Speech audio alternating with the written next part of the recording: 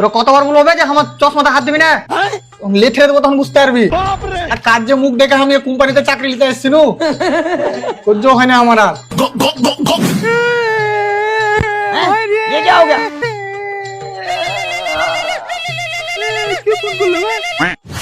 Hello sir, আমি চুল্লু সিম company থেকে এমরুল বলছি। আপনার সিমে রিচার্জ শেষ হয়ে গেছে।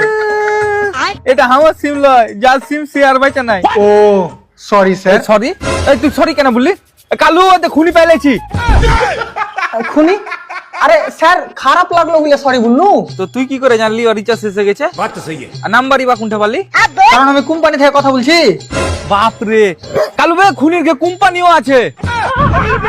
আবে আবে খুনি লয় আমি, যে টপকে গেছে ওই যে সিমটা ব্যবহার করতে, ওই সিম কোম্পানি থেকে কথা বলছি আমি। তো তোর কে কোম্পানি সিম এর কাছে কি করে এলো? তুই চিনিস কবে থেকে একে? কি করে মেরেছিস? কত টাকা নিয়ে মেরেছিস? তুই প্রচুর ভালো লোক মেরে দিয়েছিস রে। আচ্ছা দাদা, যে লোকটা টপকে গেছে ওই লোকটা কি তোমার কাছের লোক? না, আমি তাই আগে প্রথম দেখছি। আরে আরে কি বে নিজের বুলি তো এখানে বসে আছি।